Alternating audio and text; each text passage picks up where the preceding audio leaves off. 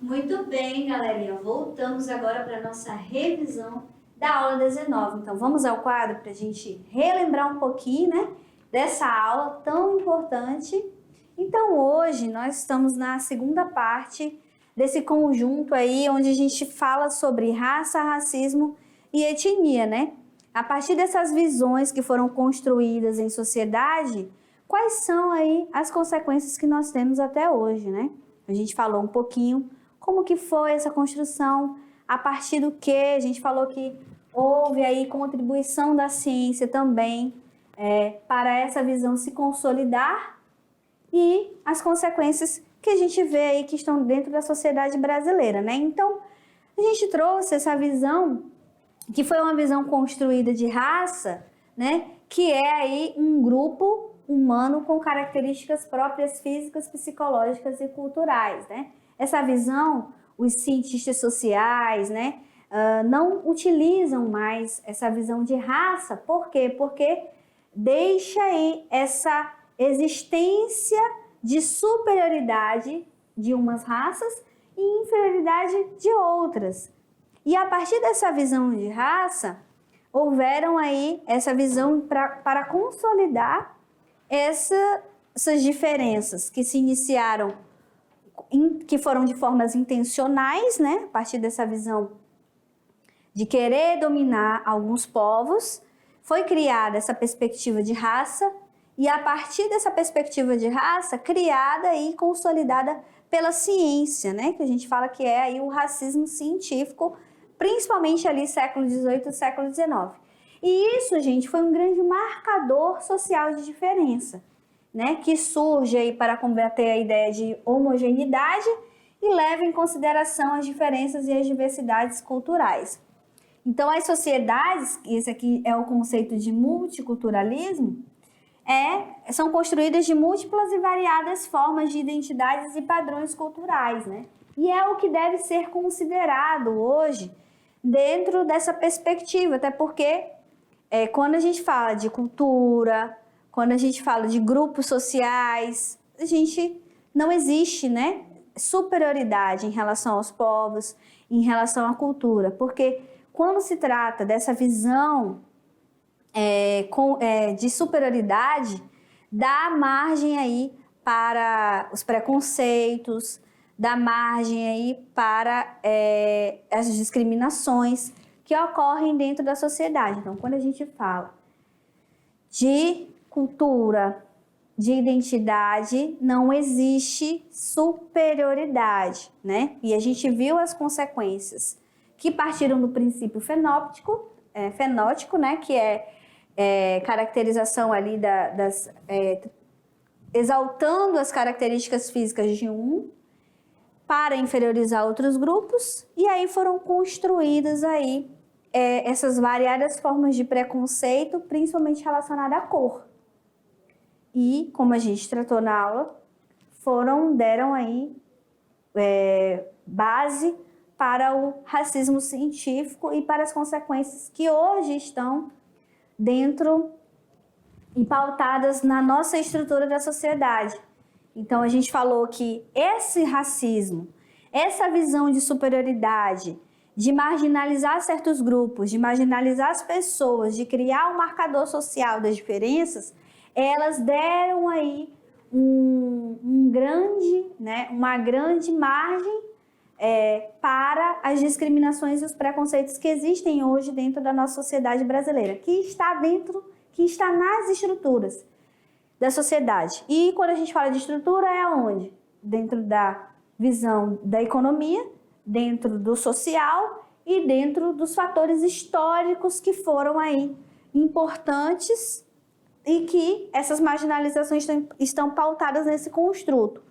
Mas a gente precisa lembrar, se foram construídas socialmente, elas podem ser desconstruídas por nós, porque nós somos seres históricos, sujeitos históricos, e estamos construindo a sociedade o tempo inteiro, né?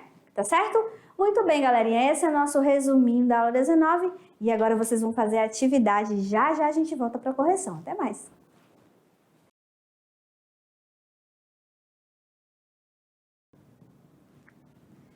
Muito bem, galerinha. Voltamos agora, né, para nossa correção da nossa atividade. E a gente trouxe a presença, né, de uma pessoa muito bacana aqui, a nossa supervisora lá de Machadinho do Oeste, a Neiva. Eu quero dizer, Neiva, te cumprimentar, te dar boas-vindas aqui à Mediação Tecnológica, né? Você que já está há um tempo com a gente, Já. não é verdade? Boa tarde a todos. Quero mandar um alô lá para os meus alunos de Machadinho do Oeste, da Escola Joaquim Pereira da Rocha, e para todos os meus professores. E é um prazer estar aqui, participando. A Neiva está sentindo um pouquinho, né, como que é que tá no nosso estúdio, como que é a gente estar aqui um pouquinho, né, essa sensação, né? Tá um pouquinho tensa, mas fica calma que tá tudo... Você tá em casa, Estou em casa. A Mediação Tecnológica é a sua casa, né? E eu também queria mandar um abração para os nossos alunos de Machadinho, os nossos professores presenciais, viu, Neiva? Que leve o nosso abraço para eles, que eles são maravilhosos. A gente tem um carinho especial por vocês, que são tão importantes para esse projeto ser o que é. A gente é esse estrondo em qualquer lugar que a gente vá. E é porque é um trabalho conjunto de parceria, né? E a gente tem muita gratidão por todos os nossos professores. Tá certo? Eu quero agradecer. Certeza. Obrigada, né, eu que agradeço a oportunidade. Por você ter vindo aqui com a gente e volte mais vezes, tá? Muito obrigada. Tchau, tchau. Tchau.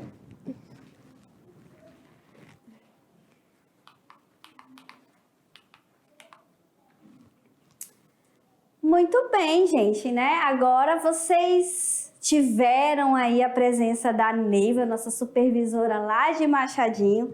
Foi um prazer realmente conhecê-la, né? Ela que está aqui conhecendo um pouquinho do nosso trabalho, do nosso estúdio, da nossa correria aqui, que é a mediação, mas que a gente faz com muito amor, muito carinho para vocês, né? Onde quer que vocês estejam, esses rincões do nosso estado de Rondônia, e a gente é muito grata por estar aqui. Eu sou muito grata, sou fã de carteirinha dessa mediação, amo o que faço, amo ser professora de vocês, dos meus muitos alunos, né? Meu filho esses dias, mãe, quantos alunos você tem? Ah, eu tenho bastante, viu, menino?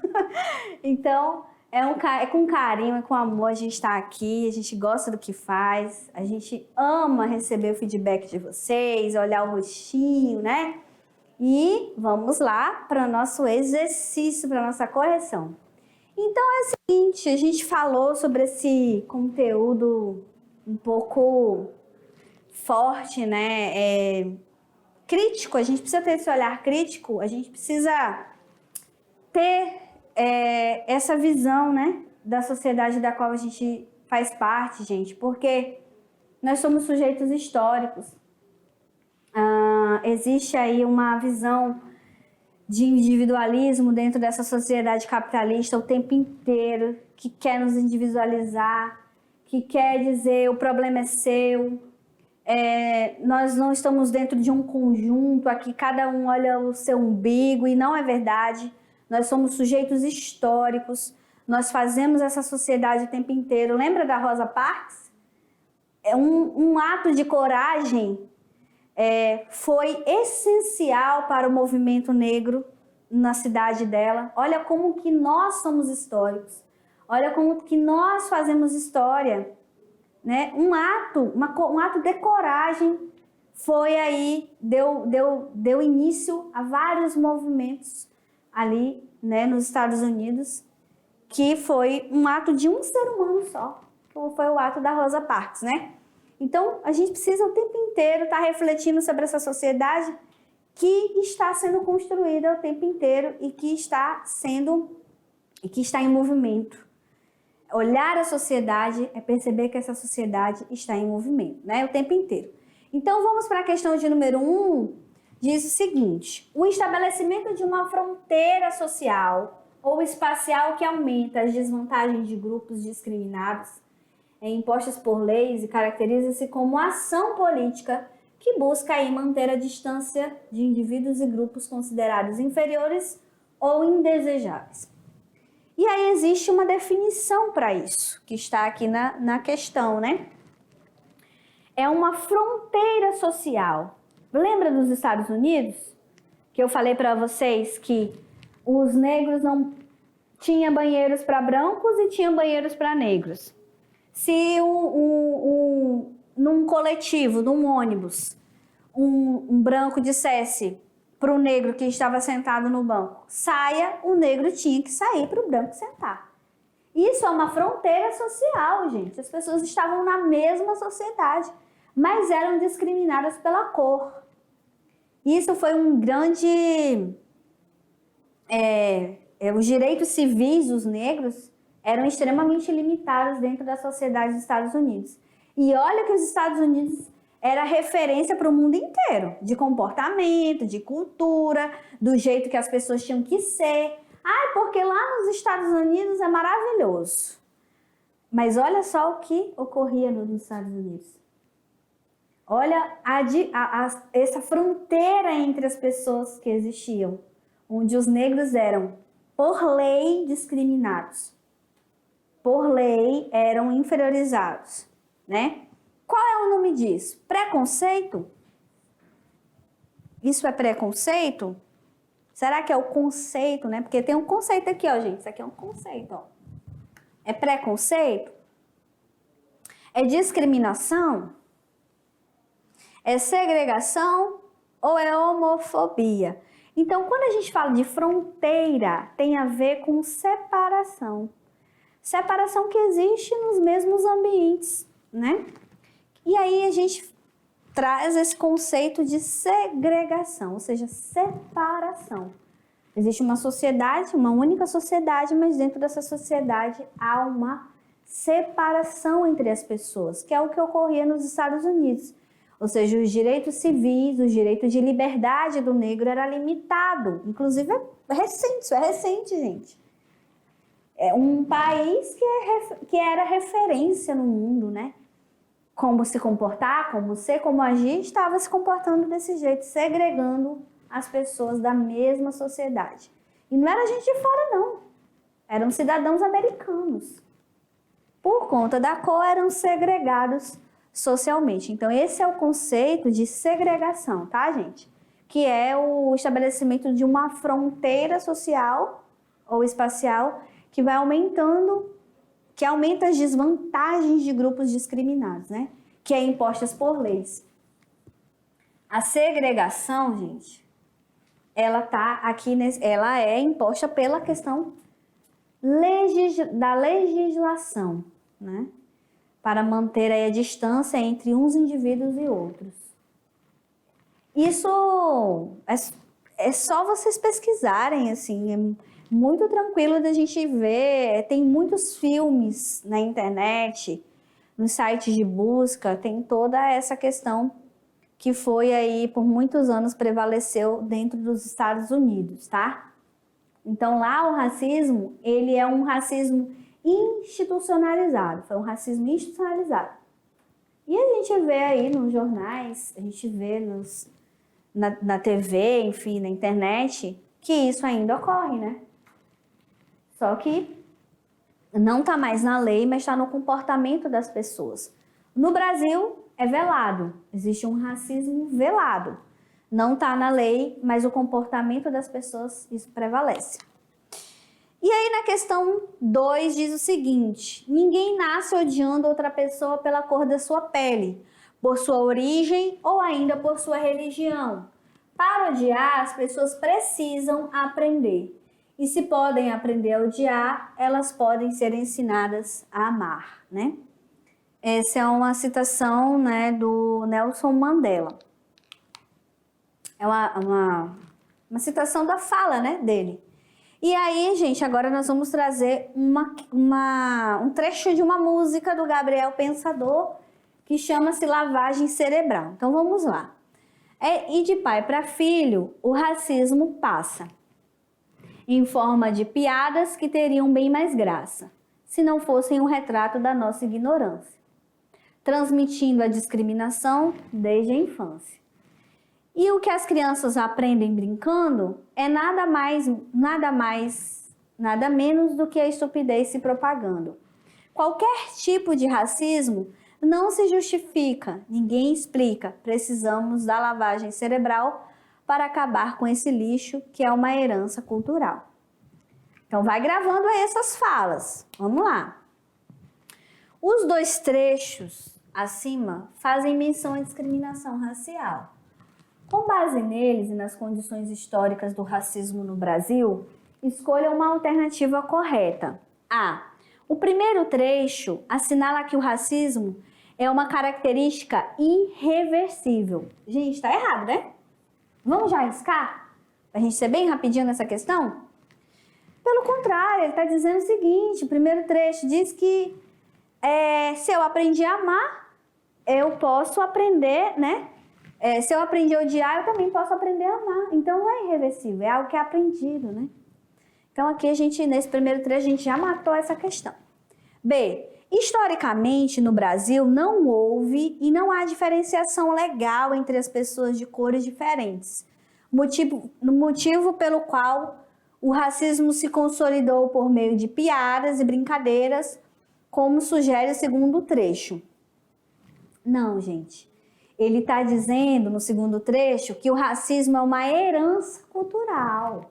Tem a ver com a questão histórica, né? Não está dizendo que se consolidou por meio de piadas e brincadeiras. Ele se reproduz, né? Tá assim, tá nas entrelinhas. Dentro das piadas, dentro das brincadeiras, mas não foi assim que ele se consolidou, não, tá? Vamos lá. Aqui, C. O primeiro trecho indica que a tolerância racial pode ser ensinada, ao passo que o segundo trecho nega que o racismo tenha raízes históricas. Até aqui tá certo, né? Agora, aqui nega, não, ele diz que tem a ver com heranças históricas, né? Ele diz que é uma herança cultural. Uma herança histórica, não é uma coisa assim que ele fala no trecho da música. No finalzinho ele fala. D. O racismo contemporaneamente não tem vínculo direto com a escravidão no Brasil, uma vez que esta foi extinta em 1888, logo após a assinatura da Lei Áurea pela princesa. Não, né, gente? Tem vínculo, sim, com a escravidão no Brasil, total, né? Tá errada já. Só sobrou essa, né, gente? A gente já marcou. A questão né? Tanto o primeiro quanto o segundo trecho sugerem que o racismo é resultado de um processo histórico que pode ser convertido em tolerância racial. É por isso que o Gabriel Pensador fala na tal da lavagem cerebral, né? Ele diz que a gente tem que fazer uma lavagem cerebral, tá? Muito bem. Questão 3 diz o seguinte. Os marcadores sociais de diferença são um campo de estudo das ciências sociais que tentam explicar como são constituídas, ou seja, formadas socialmente as desigualdades e hierarquia entre as pessoas. A professora Heloísa Buarque de Almeida afirma que todas essas são diferenças construídas pela sociedade. Gente, isso é importante. Mas tidas como se fossem naturais. A gente trabalha na sociologia com a desnaturalização, né, das realidades. Considere nesses estudos a ideia de que capitalismo? Não, né, gente? Né? Multiculturalismo? Também não. Eugenia?